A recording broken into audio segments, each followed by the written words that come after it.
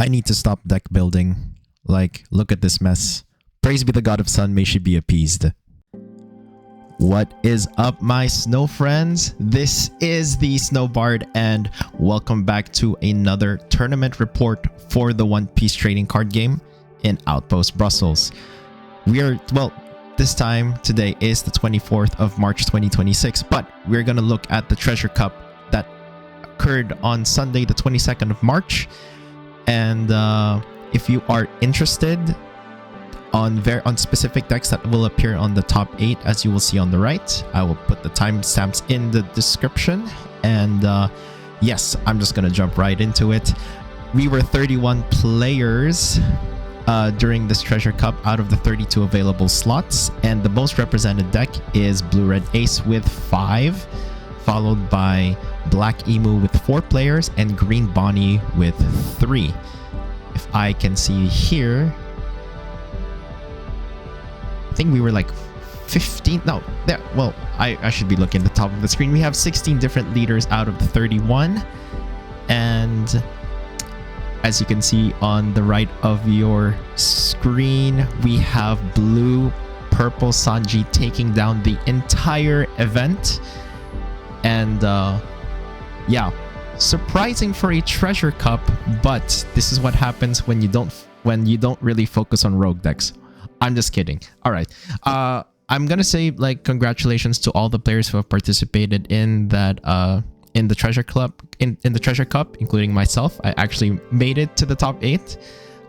It's 8th. I actually made 8th. I'm just going to keep going. 4 ace players, 4 out of the 5 ace players that participated today made it to the top 8, with 2 of them in the top 4, which means that yeah, ace is still a very strong deck. There's not much surprise there. And the other decks, besides me playing Jinbe and the winner being blue-purple Sanji, is one of the 4 emus and the only purple-yellow Rosinante. And yeah, I think what we're just going to do is we're just going to jump right into it. So since we were a larger pool this time, we're gonna look at all the top 8 decks, and I'm gonna just start with me. Usually what I do with these is that I kind of like from my perspective, like me playing Jinbe, I kind of present the deck that I played this week and how I did. But because I'm in the top 8, that doesn't, you know, we're just gonna jump into it. So as a reminder of what Jinbe does: 5,000 power, 5 life leader. Activate main, you may trash a card from your hand. Give up to 2 rested Dawn card to one of your Fishman or Merfolk type leader or character cards. As you can see from this deck list right here, I only play 1, 2, 3, 4, 5. I only play 6 Fishmen and Merfolk. So what happened? So you can kind of see, if you've been following me for a little bit over the past month, I have been playtesting Jinbe exhaustively in casual, not ranked, casual. Although I might have to get into that eventually.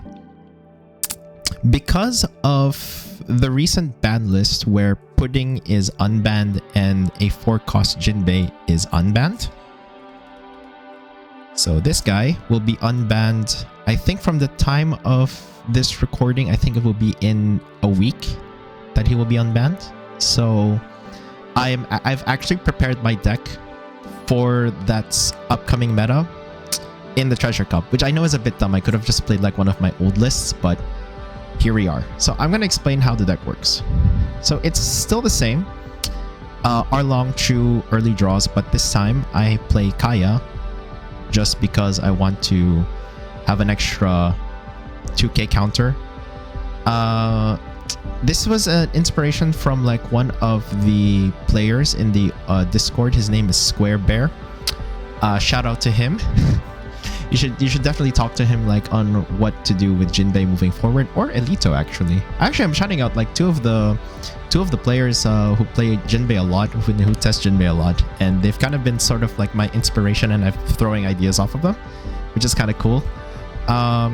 the typical like list also plays like Koala, Watatsumi, and Aladdin. But this time, I kind of, and also Pudding because you can, while you still can, like even though it's just going to be a week, you might as well play Pudding. And considering there were like a bunch of aces on the board, I think that kind of helped. Okay, helped. Yeah, so what's different is that I now play Boa. I mean, Trafalgar Law is also, is like a staple of like the aggro list, which will also be more relevant once this Jinbe comes back. But the big change here is Boa. Up to one of your 6 cost, 8,000 power on play. Up to one of your opponent's characters other than Monkey D. Luffy cannot attack until the end of their next turn. Then place up to 1 cost or less character on the bottom of its owner's deck. So technically, in the new meta, this would be against Lucy. This would be against Enel specifically. I think Don Krieg also plays like 1-drops. But this is actually pretty good at freezing a lot of things. I think this helped me in like one of my ace matchups because I played 2. I played 2 on that day, and the first one I double pudding them, and then I froze one of their new gates, so I didn't die on that specific turn, and I basically burnt out their hand. So, yeah. I thought of not playing Fisher Tiger, but the fact that he's drawing so many cards was just like, okay, you might as well play it, you know, while you can. I still have like 4 Jinbeis as per usual. 3 Perfume Femurs instead of 4 that I had played, I think, before. And I'm still keeping Gravity Blade. I think in the new list, I'm only keeping 1, I think, just to test. But I believe that in the upcoming yellow meta, this is a very good card against Porcelino or Nami. So I still stand by the fact that Gravity Blade is a useful card. Although I would like to test how only 1 copy would feel. But other than that, yeah, the other major change is basically Hina, where it's a 2k counter, 3 cost, 3000 power, activate main. You may rest this character and trash a card from your hand. Up to one of your opponent's characters with an original cost of 4 or less cannot activate blocker during this turn. So this is for Emu. This is for Marco as well. There's a lot of 4 cost blockers, I think, that's going to come up. Or less. So Hina's very good. And the fact that I have like 14 2k counters is very good in the early game. Because then I draw up with Fisher Tiger, I can bounce freely with Trafalgar Law and these guys after attacking. There's also Boa. And so if I'm going to play this in OP 15, I think the only change I need to do is, I think, replacing Pudding with Jinbe. And then I think I started playing Weevils as well. So I'm really focusing on the Warlord package instead of like the Fishman package, which this deck is known for. But because this Jinbe, which allows you to cheat a 4 cost or lower 7 Warlords character from your hand, is going to be unbanned. This is a very, like, a lot of people are now testing this specific version of Jinbe because aggro got basically screwed over by Nami, and the bounce list, because there's so much anti-removal, you can't really do anything. So I think this is what I think moving forward, this is the list that people will be trying, but that's still up for debate. So yeah, that's basically my list. And I feel the only reason actually that I got into the top 8 is because I got a buy on the first round. And then I beat 1 ace, the second place, no, not the second place Emu. I beat an Emu for sure. And then I lost against Purple Yellow Rosinante, which we will get into. But yeah, so we're going to go through the 4 aces first. And so there's a lot of variations between these 4 decks. And I took a quick look on each of them. I know that Ace is a very well-known deck, but each of these 4 players who got into the top 8 have a certain playstyle. So I saw some of them have like 4 Marcos. I saw some of them have like more Cavendishes or no Cavendishes at all. From what I could, like, there's also like, there's a few Atmoses for the mirror. There's like Jozus. There's Vista double attack. Some of them are playing less Red Rocks. Some of them are playing round tables. I see like a few like radical beams. I see like some. So there's a lot of variations between these decks. Oops. You did see in the intro that this is like I have too much cards basically on my table, so I apologize for that.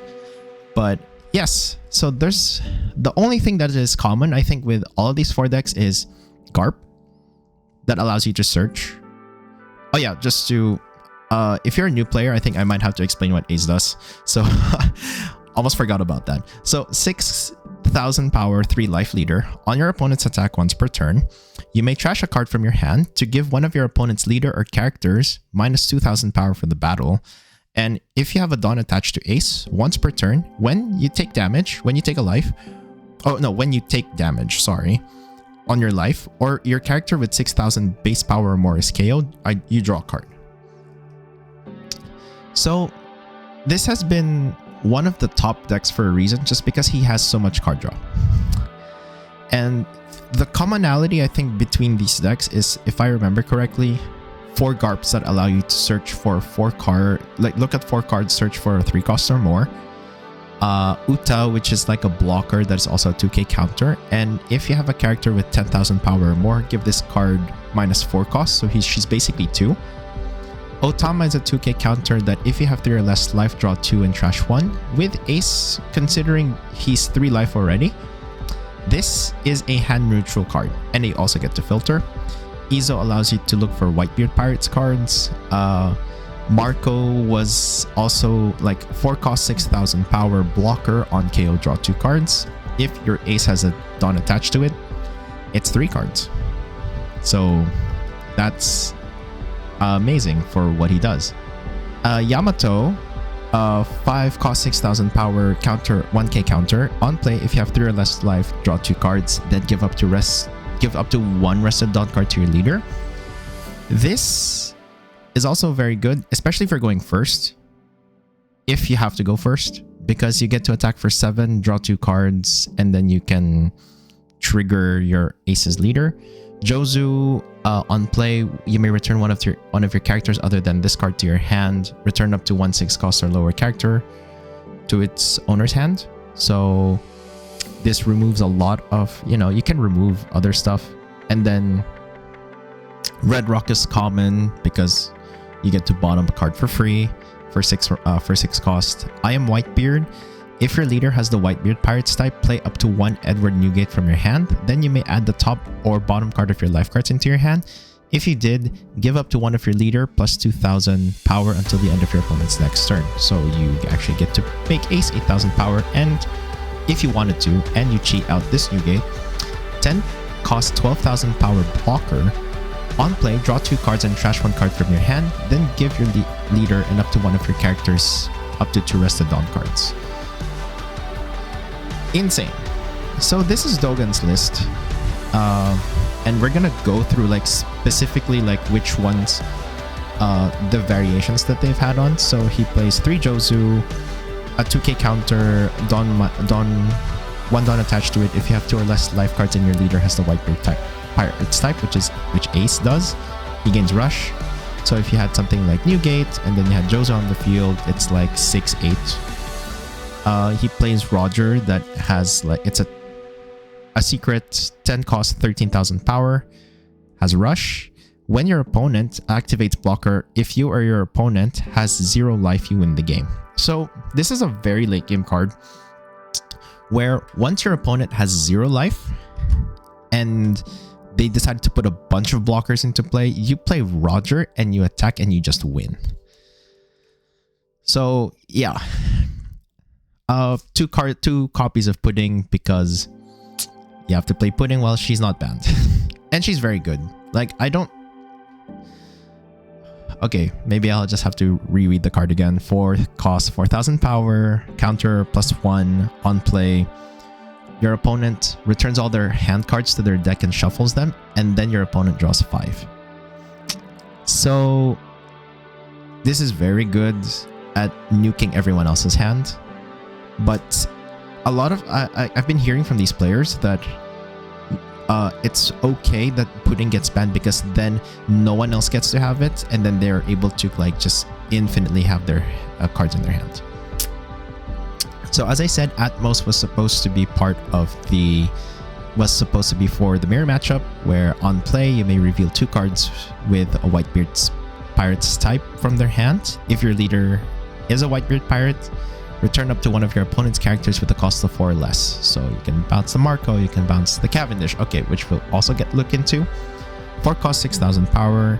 When attacking once per turn, draw 2 and trash 1 card from your hand, which is very good at refilling with Ace.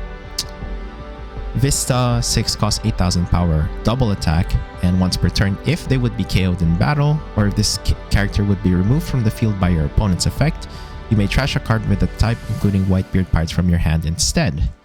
So a double attack 8,000 power is something that people should be blocking. Okay. Radical Beam has been a staple since OP1.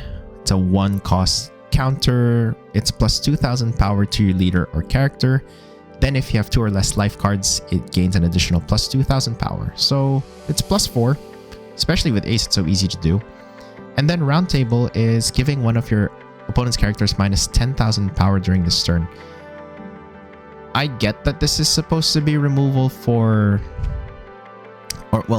but it allows you to get through other blockers so easily. And I think it's also for like big guys like Newgate, because I don't see a lot of like removal, KO like power removal. But so this is Dogan's list. I'm gonna go to the next one, which is, if I remember correctly, this is Mez's list. And the difference now is that he plays 1 less Jozu.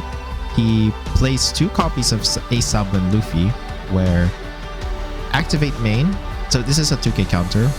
Activate main, you may trash this character and give 1 active Dawn to your leader or one of your characters. Give up to one of your opponent's characters minus 3,000 power during this turn. So power reduction is very good, especially if you're trying to get through and they'll be forced to block instead of being able to block freely. New Gates is another card that he's playing. On play, so he's a 9 cost 10,000 power Edward Newgate, which you can cheat out with I Am Whitebeard. On play, up to one of your leader gains plus 2,000 power until the start of your next turn. Then you cannot add cards from your life to your hand by your effects during this turn. So this is just technically like something that you can play like I Am Whitebeard. You do that plus this, your ace is 10,000 power until the start of your next turn, which is very good. He plays 2 copies of Roger, 2 copies of Atmos, 4 copies of Marco, and he also plays Roundtable and 1 less Red Rock, if I remember, if this list is correct. If I remember, I think so. So this is Mez's list. So now the difference is this is more focused on the ace matchup. This is for power reduction, more Marco blockers, because technically in older lists you play 4 of them because it's so important. And I think some lists used to have like 4 Uta as well, but I guess with the new players the consensus is that 2 is better because they also have this. So yeah, and now before we're gonna go through all the ace lists right now, I think it would be easier to just talk about them. So this one is from Vantis. Yeah, as I was saying, actually, I did say that. Okay, so two of the ace players already has like 2 copies of Uta. Vantis plays 4. I mean, it's a 2k counter, and less Cavendish. Oh, that's something that I didn't notice. I think if we go back to Mez's list, yeah, he doesn't play Cavendish. Oh, I didn't notice that. Guess for him it wasn't really needed. But yeah, for Vantis's list, he gets 2 Cavendish back. He plays 4 Uta, 1 Aesop and Luffy, less Red Rock, 2 copies of Vista, 1 copy of Roger, and he also plays Newgate. And he's also kind of like thinking about the ace mirror, and he also plays Marco.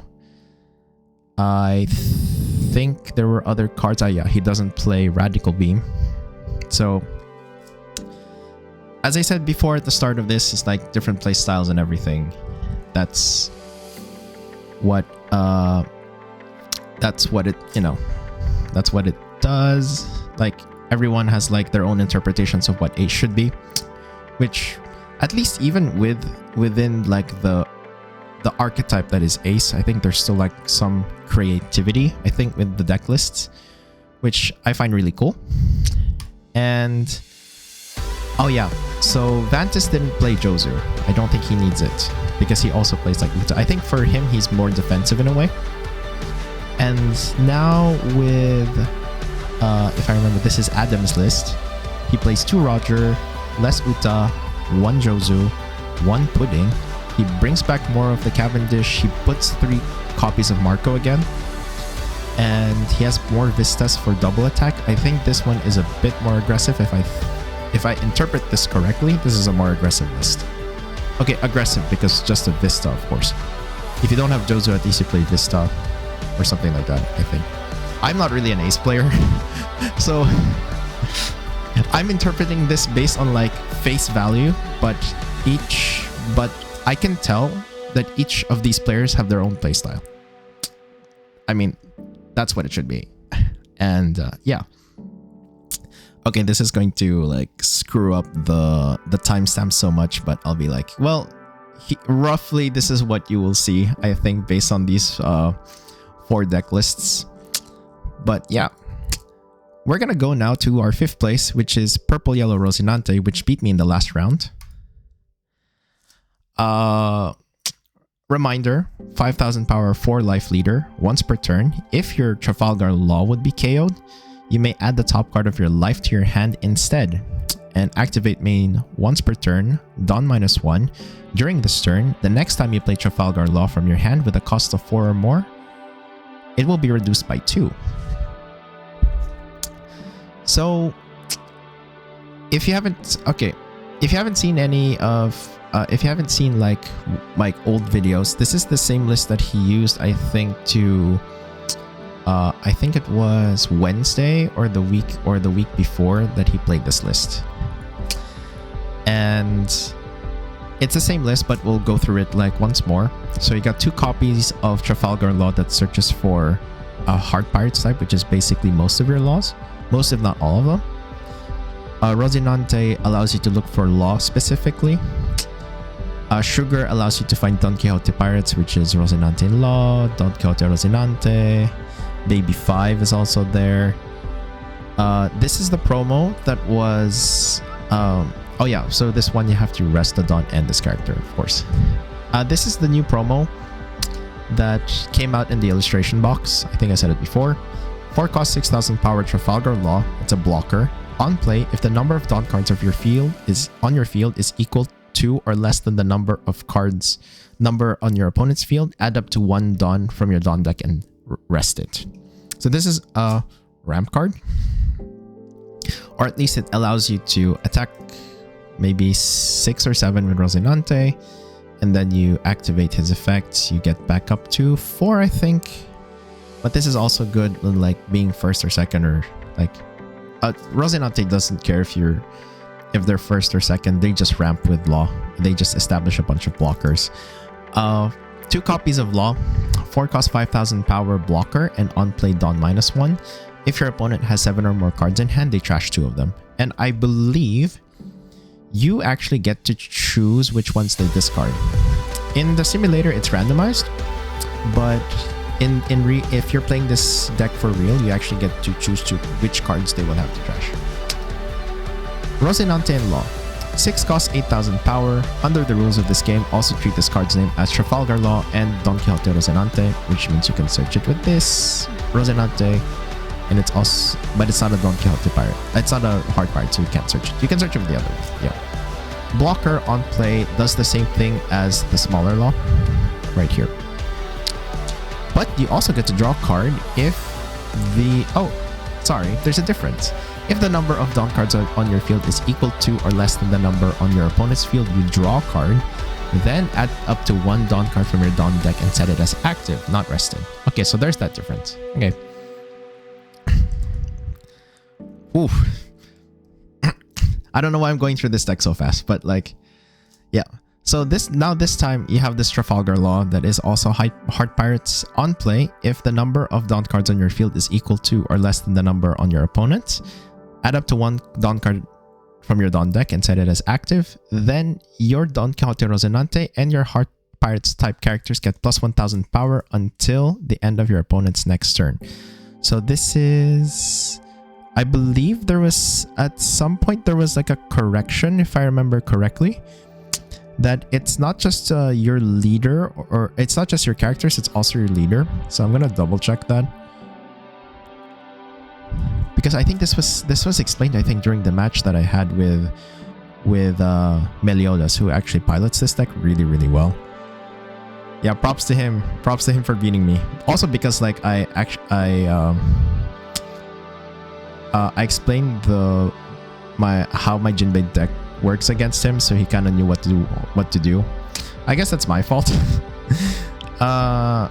No, it says here that it's just characters. Okay, okay, that's a bit weird. So I don't know which one has the also leader that touches it. Anyway, this is the reason why he beat me. Well, not the reason why, but like this was a major factor as to how he was able to kind of like keep all his things on the board. Shirahoshi, two copies, of course, 2 costs. If one of your characters with an original cost of 6 or less would be removed from the field by an opponent's effect, you may turn the top card of your life face up instead. If I had tried to remove something from his field, he would just turn the top life up, and the effect gets negated. Now, what I could have done, I wasn't really thinking about it, is that I would have forced him to do that, and then the top card of his life face up, and then I don't see him being able to trash anything. I don't attack, and then if he puts another one, since his top life the top card of his life is face up, then I Gravity Blade and remove both of them, then attack afterwards. I think that would have been a better strategy, but I didn't really think about that. That's something that you think about in hindsight. But yeah, 4 copies of Baby 5, 2k counter. If your leader is multicolored, draw 2 cards on trigger. This one is a promo law that came out in Pure B2. 4 costs 5000 power, 2k counter. And the trigger is if your leader has the Supernovas type, which he doesn't, and you and your opponent's life total is 5 or less, play this card. So I think he just draws it for the counter. Trafalgar Law, this is the secret from OP10. 7 costs 9000 power. On play, reveal a Supernovas type character card from your hand and add it to the top of your life face down. Then, if your leader has a Supernovas type, give up to 1 Rest of Dawn to your leader. Yeah, so you can... what? You play Law, you put 1 Rest of Dawn, you attack with Rosinante, you remove the Dawn on effect, and then you play something like Trafalgar Law. I guess that's how it works, but I don't think that's the most vital thing that you should be thinking about. I think I'm thinking about this deck wrong. But yeah. And then you have like this new law from EBO3. 8 cost 6000 power rush. Activate main, you may trash a card from your hand and this character. You can trash this character too. Add up to 1 card from the top of your deck to the top of your life cards, and then you play up to 1 Trafalgar Law with a cost of 7 or less from your hand. So it's this law. This law also works too. This Rosinante also works. Like every single law that you can see here, you can play it with this. So yeah, pretty cool. Gamma Knife is 2 cost events. Main, Dawn -1, give up to one of your opponent's characters -5000 power. That's the only change I think Melio explained to me from the last time we played. And it's still a pretty good card. Like if you want to get rid of something like a bit pesky or at least reduce the blocker power, then you do that. But as I said, I'm not really like a Rosinante. I mean, I'm not really like a main for like other decks, but I do understand why these cards work. There's also this event that allows you to not activate blocker. Yeah, this makes it unlockable. Okay. 2 cost, up to 1 of your Trafalgar Laws gains plus 2000 power and unblockable when he attacks, and you draw a card when a trigger. Okay. 2 cost.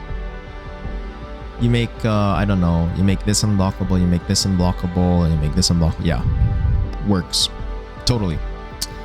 Then you have Bullet String that I think can be searched with Sugar. A Dawn -1 if your leader has the Don Quixote Pirates type, which I think Rosinante is. Yeah. Up to one of your leader or character cards gain plus 2,000 power during this battle. Then that card gains plus 2,000 power during this turn. So you can put Rosinante up to 9, and then for the rest of the turn, he's 7. Okay, fair enough. 4 cards, 4 copies of I Love You.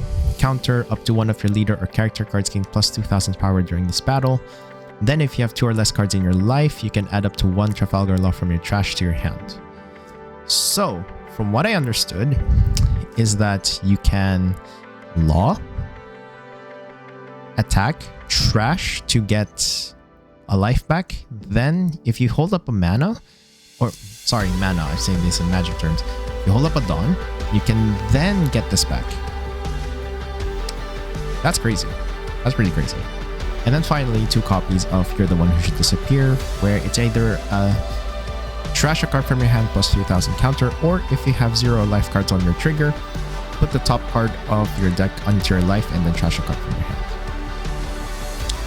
So, still a solid list. Still remember it from like before. This is very consistent in a way that all you want to do is ramp, block, and then eventually get to your big guys, and then you just overwhelm your opponent with Trafalgar Law.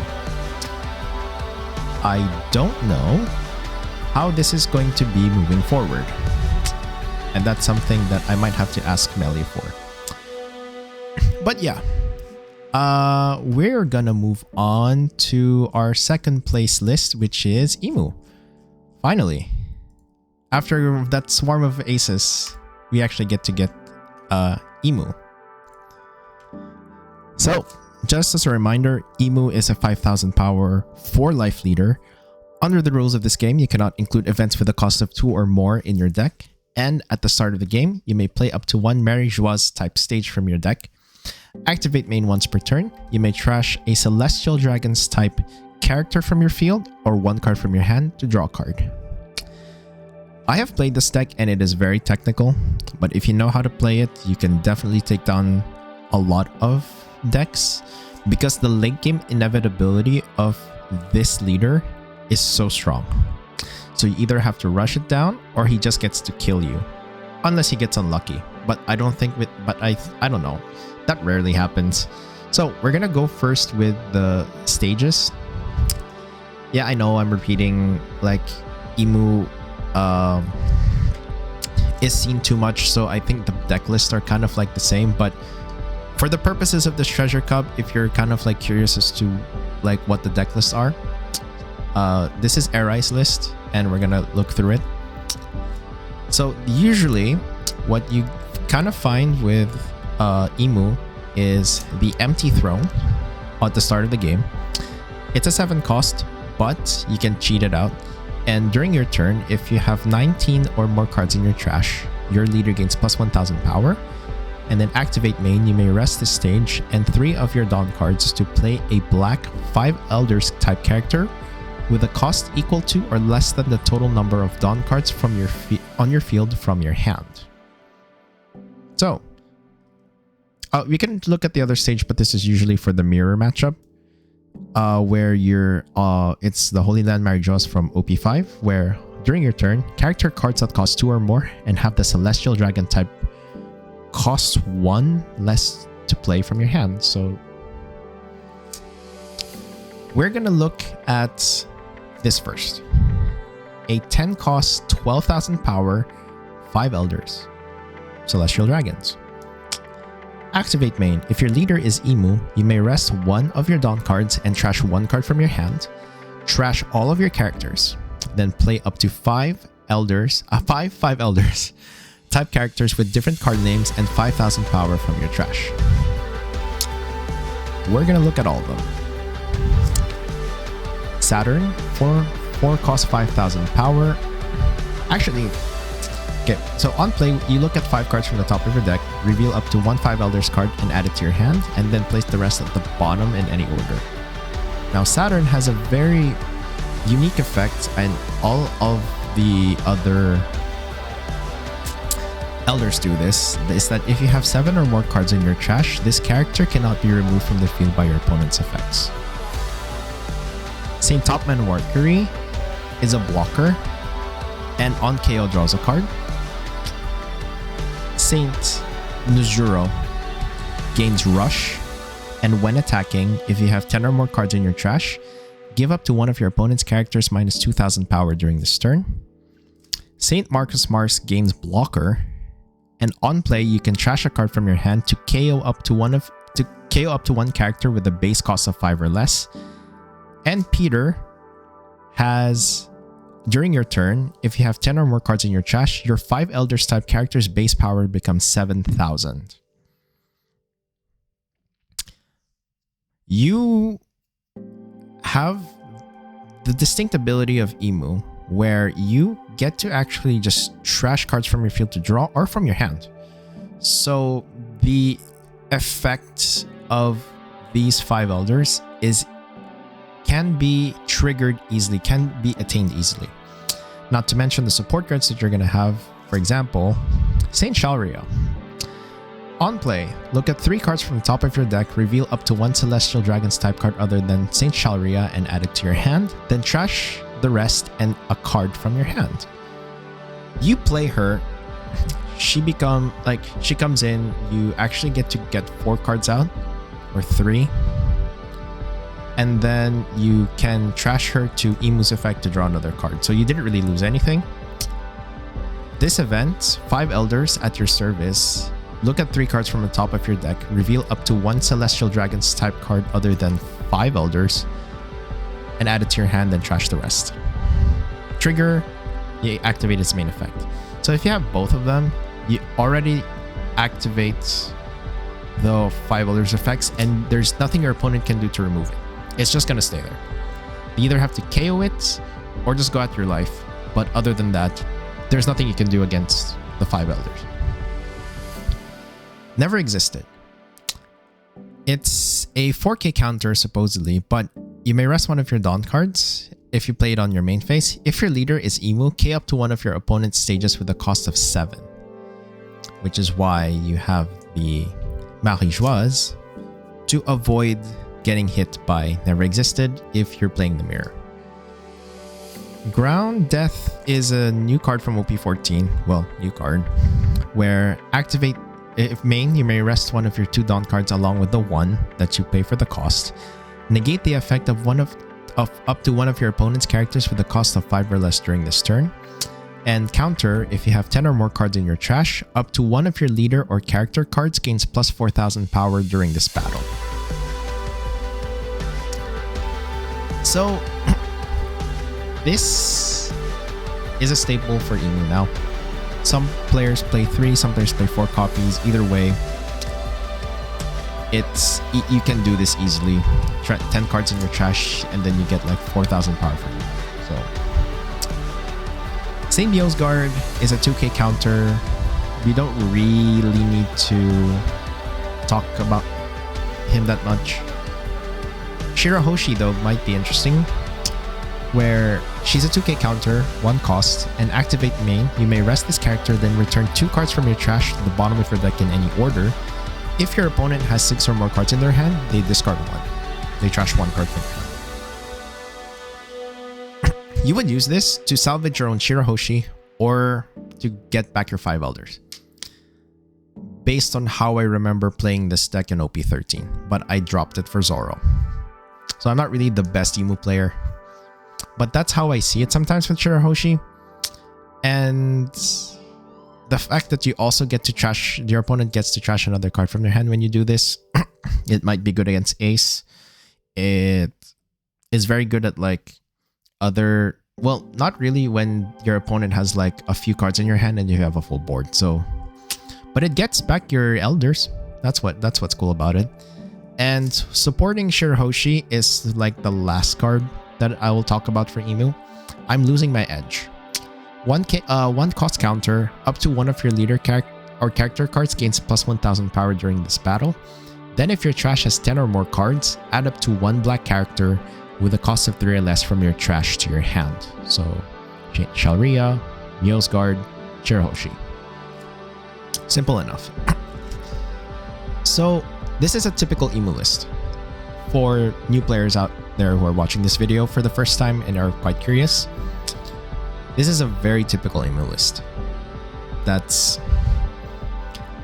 I keep saying this before, there's not much to say regarding this, but if you are interested in playing emu, this is the bare bones of it, and the only thing that needs to change are, I think, copies of my, like these two specifically, like how many copies you'll be playing, the ratios, if it's either like 4-2 or 3-3.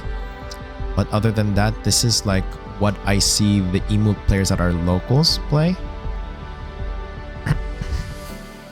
So I feel like emu is solved. I think emu is solved. And now finally, the deck we've all been waiting for, our winner, Blue Purple Sanji. Let me take a moment.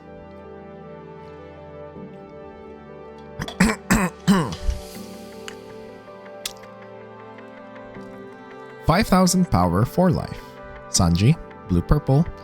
Activate main once per turn. Dawn -1. Activate up to one Straw Hat Crew type event card from your hand with an original cost of 3 or less. When attacking, if the number of Dawn cards on your field is equal to or less than the number on your opponent's field, add up to one Dawn card from your Dawn deck and rest it. Avi, the player who piloted this deck to the win, explained to me that this is a turbo Sanji list where you want to trash as many cards as you can, just as many events as you have, to fuel up this Sanji. 3 costs 5,000 power. This character gains plus 1,000 power for every 5 events in your trash. If this character would be removed from the field by your opponent's effects, you may return one Dawn card to your Dawn deck instead. So this is protected by removal. And how many events are in the deck?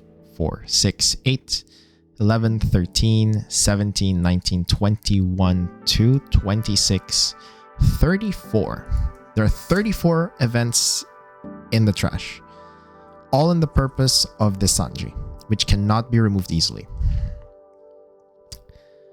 So we look at the events first before the supporting cast around him. I hear the sound of a lady's teardrops falling. 1 cost, main. If your leader is Sanji, look at 3 cards from the top of your deck, reveal up to 1 Sanji or event card and add it to your hand, then trash the rest. Turbo. Counter, you may trash a card from your hand. Up to 1 of your Sanji cards gains plus 4,000 power during this battle. This, or your leader. Slave Arrow. 1 cost counter, you may return 1 of your cost 2 or higher characters to its owner's hand. Give up to 1 of your leader or characters plus 4,000 power during this battle. We'll look at them later. Let's crash this wedding. 1 cost. If your leader is multicolored, look at the top 5 cards of your deck, reveal up to 1 Straw Hat Crew type card other than this event, and put it into your hand and place the rest at the bottom of your deck in any order. So far, we have seen 1 of them. We'll look at another one. Main, if your leader is Sanji, draw a card. Counter, if you have 4 or more events in your trash, up to 1 of your leaders gains plus 4,000 power during this battle. Gum Gum Jet Culverin, 3 cost, main. Return up to 1 of your opponent's characters with the original cost of 4 or less to the bottom of their deck. Anti-blocker, or something like that. Buff Burst, 3 cost, main. If your leader is multicolored, choose 1. Return up to 1 of your opponent's characters with a cost of 4 or less to their owner's hand. And if you have 6 or less cards in your hand, draw 2 cards. We'll look at the other events. After, Divine Departure is a 0 cost. It's kind of like you're the one who should disappear that you've seen in a previous list from Rosinante, where on counter you can trash a card from your hand to give plus 3000 power to one of your leader characters during the battle. But on main, you can rest 5 of your Dawn cards. If you have any given Dawn cards, give up to one of your opponent's characters minus 8000 power during this turn. Technically, this is supposed to be for Red Purple Roger, but if you have a Dawn attached to, I don't know, Sanji leader or your Sanji blocker or Sanji, this guy, 8000 power reduction, can get to any blocker if needed. The cornerstone of every purple Straw Hat deck is Gum Gum Giant, which I think people were like, yeah, we should have just banned this, but no. 1 cost counter, Dawn -2, you may trash a card from your hand. If your leader has a Straw Hat type, which Sanji is, give up to one of your leader or characters plus 4000 power for this battle, then draw 2. Seems easy enough. Luffy is the man who will be the Pirate King. If your leader is Sanji, look at the top 3 cards of your deck, put 1 card from your hand, put 1 card into your hand and place the rest on the bottom of your deck in any order. We have the new event from OP14 EBO4, Stealth Black. 3 cost. If your leader is Sanji and you have 4 or more Dawn cards on your field, play up to 1 Sanji with 6000 power or less from your hand or trash. So, and yeah, we'll just go back one more time. Brochette Blow, 3 cost main. If the number of Dawn cards on your field is equal to or less than the number on your opponent's, you draw a card, then give up to one of your opponent's characters minus 3000 power during this turn. And, well, as I said, well, we skipped these over, but 2 copies of Red Rock, 2 copies of Gravity Blade. Gravity Blade says place up to 2 cost 6 or less characters in any order on the bottom of their owner's deck. So, 34 events that all serve for this. Some of them allows you to draw cards. Some of them allow you to trash, to draw more cards or search, and then you actually get to pump Sanji so much that once you have him on the board, every attack that he does is something that is painful. I think I saw you can do like 12k swings with him. If it's 34 events in the trash, and it goes for every 5, the max you can do is 11k, I think. But that doesn't matter. You're swinging for 11, and you can probably do something with it. So, supporting cast. 2k counter Sanji. While you have 2 or more fewer Dawn cards than your opponent, this in your hand, this card costs 3 less. 6 costs 6000 power, so it can be 3 cost 6000 power blocker. With Stealth Black, you can actually play him from your trash if you manage to trash him from I Hear the Sound, or you trashed him as a counter, or from Gum Gum Giant, or whatever. What's good about Sanji is that you can Dawn -1 to play any of these events that cost 3 or less. So this, not Red Rock, but everything else. And then when you attack, you actually get the Dawn back. So you're not really losing anything. The reason why this deck actually came back into the limelight was because of Rage. 5 costs 5000 power. On your turn, during your turn, on play, Dawn -1. If your leader is Sanji, activate the main effect of one up to 1 event with a cost of 7 or less from your trash. Gravity Blade. You play a Ranger with a Gravity Blade on your trash. That's 2 characters gone for free. So you played 12 costs worth of stuff, and I don't know really how much I should feel about it. The fact that Slave Arrow is already here means that you can bounce this back to your hand, and then you can replay Gravity Blade, which means that your Sanjis will still be attacking for so much, and you can't really do much about it. This Reiju is the reason why Jinbe got a massive losing. I think it was a losing matchup towards Sanji. Because of this card. Because if you go back to my list, just for a moment, most of my cards, apart from the Jinbe, is 6 costs or less. So one Reiju activation destroys my deck, which I don't really like, but you know, that's what it is. Like, they gain enough stuff to kind of deal with your board, so you just have to live with it. So now you also have this Reiju on play. If your leader has the Vinsmoke family type, which he does, surprisingly, look at the top 5 cards of your deck, reveal up to 1 card with a type including Germa, and add it to your hand, which I believe... Is there a Germa card in here? Apart from Reiju.